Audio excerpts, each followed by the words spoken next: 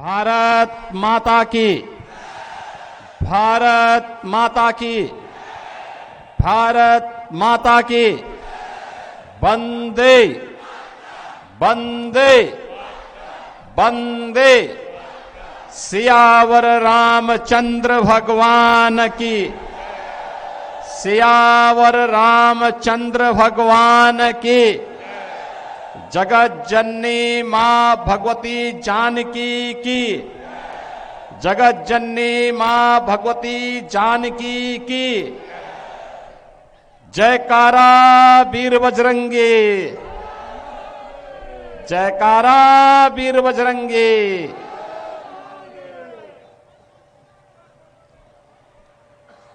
इस क्षेत्र के लोकप्रिय सांसद और वरिष्ठ भाजपा के नेता, पूर्व केंद्रीय मंत्री हुकुमदेव नारायण यादव जी के सुपुत्र डॉक्टर अशोक यादव जी,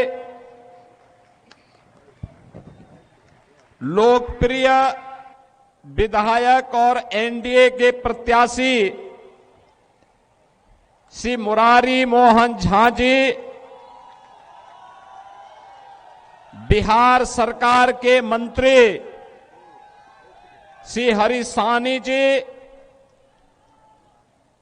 दिल्ली के भारतीय जनता पार्टी के पूर्व अध्यक्ष और वर्तमान में विधायक श्री सतीश उपाध्याय जी, भारतीय जनता पार्टी के जिलाध्यक्ष श्री आदित्य चौधरी जी, संयोजक श्री राजेंद्र चौपाल जी, सुजीत मलिक जी, दिलीप भारती जी, सचिन जैन जी, पवन निराला जी, श्री रमन मिश्रा जी और केवटी दरभंगा के विधानसभा क्षेत्र से जुड़े हुए सभी उपस्थित मेरे बहनों और भाइयों, ये मेरा सौभाग्य है कि आज मुझे इस चुनावी सभा के माध्यम से मिथिला की आत्मा कही जाने वाली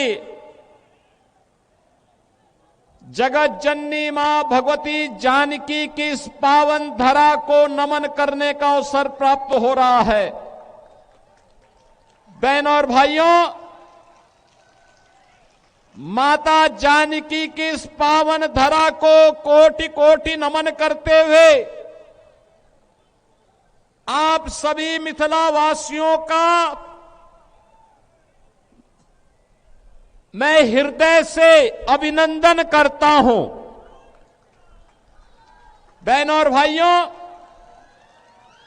याद करिए 5 वर्ष पहले जब मैं यहां पर श्री मुरारी मोहन झा के प्रचार के लिए आया था, तब मैंने कहा था कि अयोध्या में भगवान राम का भव्य मंदिर बन रहा है। और बहनों और भाइयों, आज अयोध्या में राम मंदिर बन करके खड़ा हो गया है। रामलला विराजमान हो गए हैं और रामलला अगर अयोध्या में विराजमान होंगे तो मिथिला की धरती में मां जानकी भी विराजमान होंगी और मां जानकी का भी भव्य मंदिर का निर्माण अब सीतामढ़ी में डबल इंजन की सरकार कर रही है। बहनों और भाइयों, यही होता है अच्छी सरकार चुनने का फायदा। अच्छी सरकार चुनते हैं, अच्छे परिणाम आते हैं, अच्छा ही होता है। आप देखो ना कि आपकी आस्था का भी सम्मान किया, मां जानकी का मंदिर यहां बन रहा है। और उत्तर प्रदेश में भगवान रामलला का भव्य मंदिर का निर्माण हो गया है और अब दोनों को जोड़ने के लिए राम जानकी मार्ग का निर्माण का कार्य भी युद्ध स्तर पर आगे बढ़ चुका है। बहनों और भाइयों, 2005 के पहले जब हम लोग आते थे, अयोध्या से दरभंगा आने में हमें 16 घंटे लगते थे, 16 घंटे। और आज मुझे लखनऊ से दरभंगा आने में मात्र 45 मिनट लगे हैं, 45 मिनट। यह है डबल इंजन सरकार की डबल स्पीड। बहनों और भाइयों, मैं जब मंच पे था, यहां का सम्मान और यहां की पहचान मोदी जी ने मखाना बोर्ड बना करके मिथिला की धरा को, दरभंगा की धरा को एक बार फिर से सम्मानित करने का काम किया है। बहनों और भाइयों, यहां के लाख की चूड़ियों को एक नई पहचान दिलाने के लिए भी ये डबल इंजन की एनडीए की सरकार पूरी प्रतिबद्धता के साथ कार्य कर रही है। आज बिहार में क्या नहीं है? सड़क की बेहतर कनेक्टिविटी, रेल की कनेक्टिविटी, एयर कनेक्टिविटी। दरभंगा का एयरपोर्ट चालू हो चुका है। कितना अच्छा एयरपोर्ट बनकर तैयार हो गया है। और यही नहीं, अब तो बिहार में इनलैंड वाटरवे यानी जल मार्ग हल्दिया से पटना होते हुए और वह सीधे अयोध्या को जोड़ रहा है, अयोध्या से प्रयागराज को जोड़ रहा है। यानी बिहार को भी, बंगाल को भी और उत्तर प्रदेश को भी एक साथ मोदी जी ने जल मार्ग के माध्यम से भी जोड़ दिया है। बहनों और भाइयों, डबल इंजन की सरकार होती है, ऐसे ही परिणाम सामने आते हैं। विकास, ऐसे ही विकास की बहार बहती है।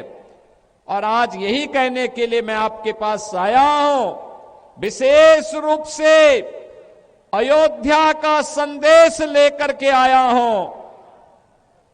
मां जानकी के आशीर्वाद का संदेश। आपसे मेरा आग्रह होगा, ये जो आपके हाथ में तख्ती है और जो ये आपके पास कटआउट है, इसको फेंके मत, किसी पे चोट लग जाएगी, क्या फायदा है? अरे ये तो मां जानकी का संदेश वाली धरा है। मां जानकी का आशीर्वाद सबको बराबर प्राप्त होता है। और अब तो गौरवशाली क्षण है हमारे लिए। ये डबल इंजन की सरकार बिना भेदभाव के शासन की योजना का लाभ सभी तबके को दे रही है। क्या गांव, क्या गरीब, क्या किसान, क्या नौजवान, क्या महिलाएं, क्या श्रमिक, क्या व्यापारी, हर एक तबका उन योजनाओं का लाभ ले रहा है। विकास भी है, विरासत भी है और गरीब कल्याण भी। आप याद करिए ना, आरजेडी की सरकार थी इस बिहार में, कांग्रेस समर्थन कर रही थी, गरीब का राशन हड़प लिया जाता था, गरीब को किसी योजना का लाभ नहीं मिलता था, विकास की योजनाओं से गरीब को वंचित कर दिया जाता था। आज देश के अंदर मोदी जी के नेतृत्व में 80 करोड़ लोगों को फ्री में राशन की सुविधा का लाभ प्राप्त हो रहा है। बहनों और भाइयों, 2005 के पहले कांग्रेस की सरकार रही हो या आरजेडी की सरकार, गरीब अगर बीमार हो जाता था तो तड़प तड़प करके मरने के लिए मजबूर होता था। उपचार की सुविधा नहीं थी और अगर कोई बाहर चला भी गया तो उसके बाद पैसा नहीं होता था। आज तो प्रधानमंत्री मोदी जी ने भारत के 50 करोड़ लोगों को आयुष्मान भारत के अंदर प्रतिवर्ष 5 लाख रुपए की स्वास्थ्य बीमा प्रदान करती है। आप कहीं भी जाइए, उपचार कराइए। 70 वर्ष से ऊपर का कोई भी व्यक्ति अपना उपचार करा सकता है।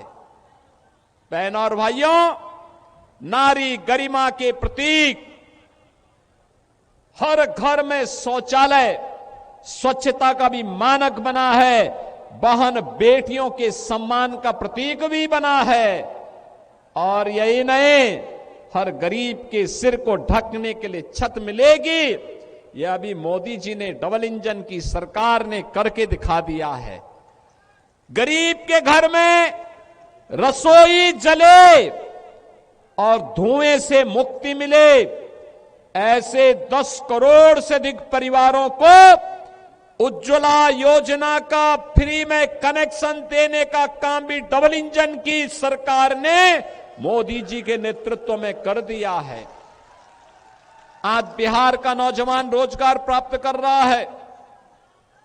बहनों और भाइयों, अन्नदाता किसान को प्रधानमंत्री किसान सम्मान निधि का लाभ प्राप्त हो रहा है। समाज के हर तबके को बिना भेदभाव के शासन की योजना के साथ जोड़ा जा रहा है। मैं तो आज आपसे कहने के लिए आया हूं, बहनों और भाइयों, भारतीय जनता पार्टी के हमारे कार्यकर्ता नारा लगाए करते थे। श्री हुकुम देव नारायण यादव जी जब मंत्री थे तब नारा लगता था, जहां हुए शहीद मुखर्जी वह कश्मीर हमारा है। ये कश्मीर को विवादित किसने किया? ये कांग्रेस ने किया। ये कांग्रेस ने किया है। और आज कश्मीर को आतंकवाद और उग्रवाद के दंश से मुक्त कराने का काम किया है मोदी जी ने और गृह मंत्री अमित शाह जी ने। आज मैं प्रातः काल एक अखबार पढ़ रहा था और अखबार पढ़ते पढ़ते मेरी नजर एक समाचार पे पड़ी। वह समाचार था कि एक फिल्म का एक्टर जो कश्मीर का था 27 वर्ष के बाद कश्मीर जा पाया। कौन वे लोग थे जो कश्मीरी हिंदुओं को विस्थापित कर दिए थे? ऐसी कौन सी नौबत आई थी कि कश्मीर घाटी हिंदू विहीन हो गई? ये कांग्रेस का पाप था। धारा 370 जो कश्मीर में लागू कर दिया गया था कि कश्मीर में बिहार का व्यक्ति नहीं जाके बस सकता, मिथिला का व्यक्ति नहीं बस सकता।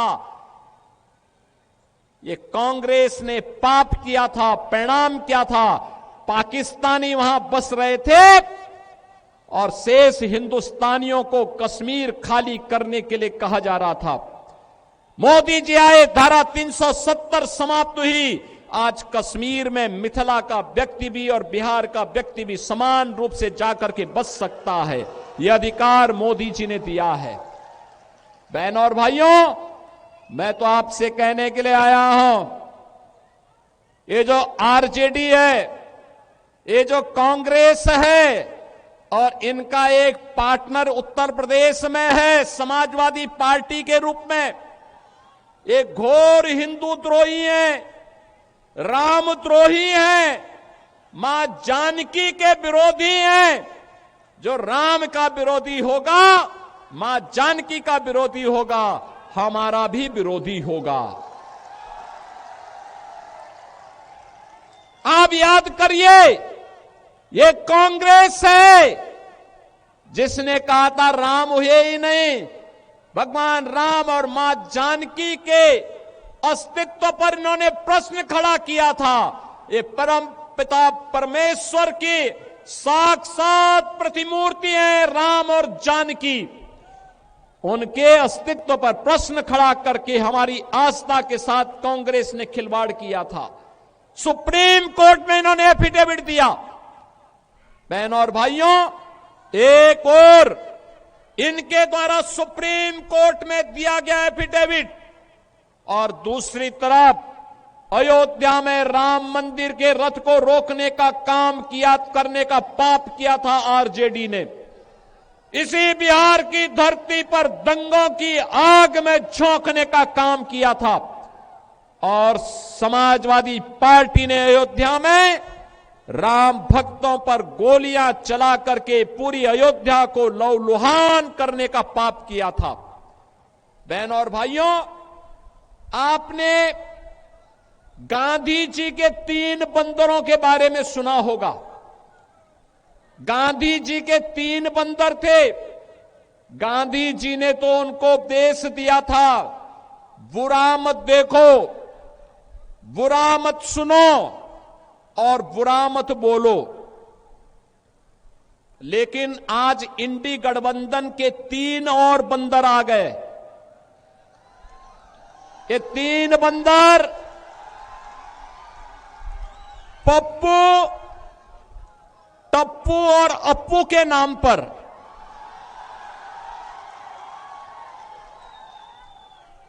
पप्पू, टप्पू और अप्पू के नाम पर। पप्पू सच बोल नहीं सकता, अच्छा बोल नहीं सकता। टप्पू अच्छा देख नहीं सकता और अप्पू सच सुन नहीं सकता। इन लोगों को एनडीए सरकार के द्वारा किए गए विकास दिखाई नहीं दे रहे।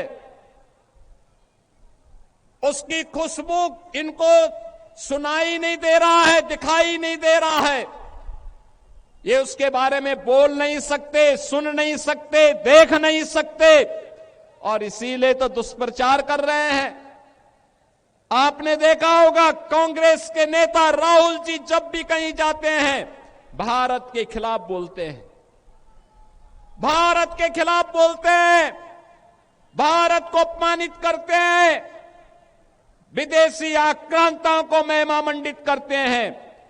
और ये सभी, ये जो 3 इंडी गठबंधन के 3 बंदरों की जोड़ी है, बहनों और भाइयों, ये 3 बंदरों की जोड़ी ये बिहार में खानदानी माफियाज को गले लगा करके अपना शागिर्द बना करके बिहार की सुरक्षा में सेंध लगाने का काम कर रहे हैं।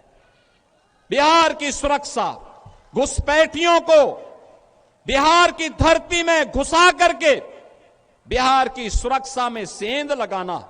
क्या हुआ था आरजेडी की सरकार के समय? क्या हुआ था आरजेडी की सरकार के समय? बहनों और भाइयों, आरजेडी की सरकार के समय में यहां पर बिहार के अंदर 70 से अधिक नरसंहार की घटनाएं हुई थी। 76 से अधिक नरसंहार की घटनाएं। इन्होंने जातीय संगठन खड़े किए थे।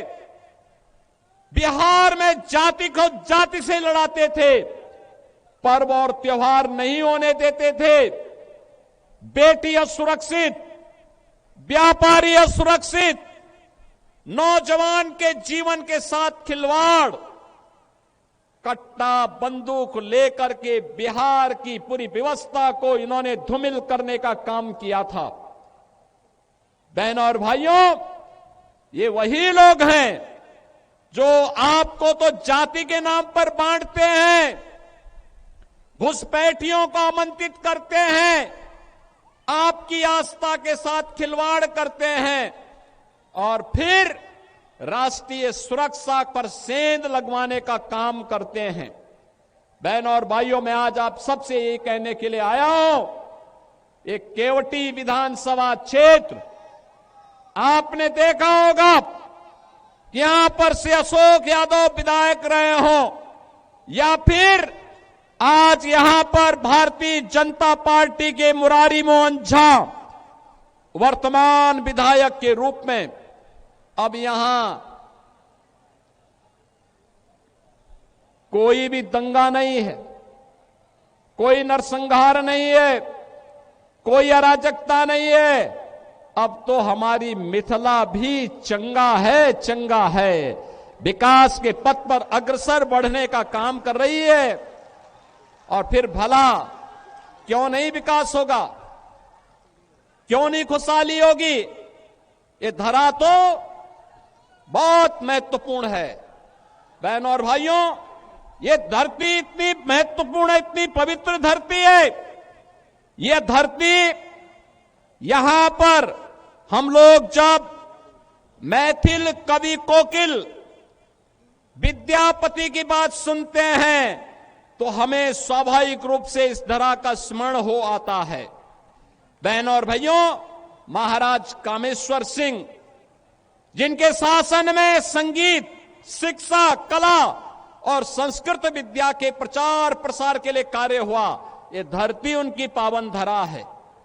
हिंदुस्तानी शास्त्रीय संगीत की जो एक विशिष्ट विधा है, दरभंगा घराना, ध्रुपद शैली, इसका जन्म भी इसी दरभंगा में हुआ है। और यही नहीं, मैथिली भोजपुरी संस्कृति के छठ पर्व को पहचान दिलाने वाली, पद्म पुरस्कार से सम्मानित शारदा सिन्हा की ये धरती है।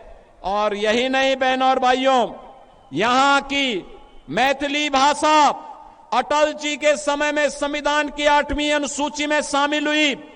मधुबनी पेंटिंग और मिथिला की पारंपरिक संस्कृति यह आज पूरे भारत को अपनी ओर आकर्षित करती है। यही नहीं, भारत के संविधान के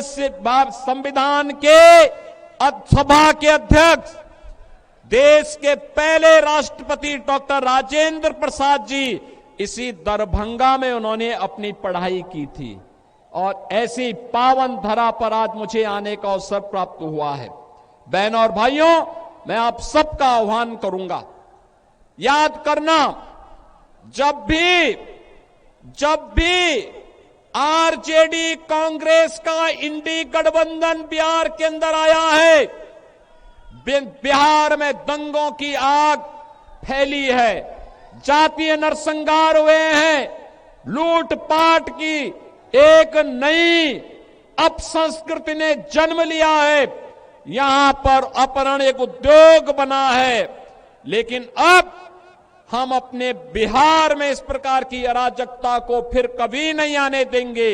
और इसके लिए मैं मिथिला के वासियों का आह्वान करने के लिए आया हूं, अयोध्या का संदेशा लेकर के आया हूं। और संदेशा यही है कि एनडीए की सरकार फिर से बिहार के अंदर आनी चाहिए। नीतीश जी के नेतृत्व में फिर से बिहार के अंदर एनडीए की सरकार बने। हमें घुसपैठ नहीं होने देनी है, घुसपैठियों को नहीं आने देना है। जैसे कश्मीर में धारा 370 को समाप्त करके कश्मीर में पाकिस्तानी तत्वों को मार मार करके, खदेड़ करके बाहर किया गया है, ऐसे ही हम अपने सीमावर्ती क्षेत्रों में घुसपैठियों को निकाल करके बाहर करके, और जो भी आपराधिक गतिविधियों में लिप्त होगा उसकी संपत्ति को जब्त करवा करके गरीबों में बंटवाने का काम भी करने का काम एनडीए की सरकार करेगी। बहनों और भाइयों, मैं तो आपसे ही कहने के लिए आया हूं, यही अंतर है आरजेडी और कांग्रेस में और एनडीए में। एनडीए सुशासन की बात करती है और करके दिखाती है, एनडीए विकास का कार्य करती है, एनडीए विरासत का सम्मान करती है, एनडीए बहन बेटियों की सुरक्षा, नौजवान के लिए रोजगार, किसान के लिए सम्मान निधि, श्रमिकों के सम्मान का कार्य और उनके स्किल डेवलपमेंट का कार्य करती है। तो आरजेडी और कांग्रेस के लोग अपहरण को उद्योग बनाते हैं, पेशेवर माफिया को अपना शागिर्द बनाते हैं। और इसीलिए तो इन पेशेवर माफियाओं को उपचार हम लोगों ने निकाला है उत्तर प्रदेश में, इनकी छाती में बुलडोजर चला करके। आज उत्तर प्रदेश माफिया विहीन हो चुका है। आज उत्तर प्रदेश अपराध से मुक्त हो चुका है। आज उत्तर प्रदेश में न दंगा है, और न ही कोई अपराध। यूपी में अब सब है चंगा, यूपी में कोई समस्या नहीं। पर्व और त्योहार के पहले कोई दंगा नहीं होता है, क्योंकि दंगाई को मालूम है दंगा करेगा तो जो उसने लूटा है वह तो जाएगा ही जाएगा। अगर खानदान ने कहीं से कुछ कमाया है वह भी सब जाएगा, और गरीबों के लिए फिर आवास बना करके सरकार उन गरीबों को देने का काम कर देगी। बहन और भाइयों, यहां पर आप फिर से एनडीए के प्रत्याशी श्री मदन मुरारी झा को विजयी बनाइए। किसी भी ऐसे तत्व को मत घुसने दीजिए जो घुसपैठियों को प्रश्रय दे, अराजकता को जन्म दे, पर्व और त्योहारों में मिथिला की संस्कृति को अपमानित करने का काम करे, पर्व और त्योहारों के पहले दंगा कराने का काम करे। जो विकास में बैरियर है उसको पनपने नहीं देना है। और यही कहने के लिए आज मैं आपके पास आया हूं। हमें फिर से अयोध्या और मिथिला को जोड़ करके राम राज्य की अवधारणा को साकार करने की दिशा में आगे बढ़ना है। और राम राज्य की अवधारणा ये तभी आएगी जब बिहार में एनडीए की सरकार आएगी। ये राम राज्य बिहार के लिए, आत्मनिर्भर बिहार के लिए, समृद्ध बिहार के लिए, विकसित बिहार के लिए यह अत्यंत महत्वपूर्ण है। और यह केवल और केवल तभी होगा जब एनडीए विजयी होगा। एनडीए विजयी होगा, बिहार विजयी होगा। एनडीए की विजय बिहार की विजय के साथ जोड़ करके देखना होगा। और इसके लिए बहन और भाइयों, बटेंगे नहीं, कटेंगे भी नहीं। याद करना, बंटे थे तो कटे थे, बटेंगे नहीं तो कटेंगे नहीं। एक रहेंगे तो सेफ भी रहेंगे। और एकजुट होकर के एनडीए के प्रत्याशी भारतीय जनता पार्टी के श्री मुरारी मोहन झा को भारी बहुमत से विजयी बना करके भेजना है। बना के भेजेंगे, विजयी बना के भेजेंगे। मुरारी मोहन झा विजयी बनकर के जाएंगे। अशोक जी आप भी आइए, है ना दोनों लोग। माला पहनाइए, पहनाई। हाँ हाँ पहनो। यहां के सांसद विजयी माला पहना रहे हैं आपकी तरफ से। सहमत है ना? सभी लोग सहमत हैं? तो फिर जहां तक मेरे आवाज जा रही है, दोनों हाथ ला करके आशीर्वाद दीजिए मुरारी मोहन झा को। जहां तक मेरी आवाज जा रही है, सड़क के उस पार भी इस पार भी, ये सड़क में भी जितने लोग खड़े हैं, आप लोगों से मेरा आग्रह होगा, दोनों हाथ ला करके भारतीय जनता पार्टी के प्रत्याशी को अपना आशीर्वाद दीजिए। इधर भी सारे लोग जितने भी हैं, सभी लोग, कि बटेंगे नहीं, कटेंगे भी नहीं। न बटेंगे और न कटेंगे। हम तो एनडीए को विजयी बना करके बिहार को समृद्ध बनाएंगे। मेरे साथ बोलेंगे, जय श्री राम, जय जय श्री राम, जय जय श्री राम।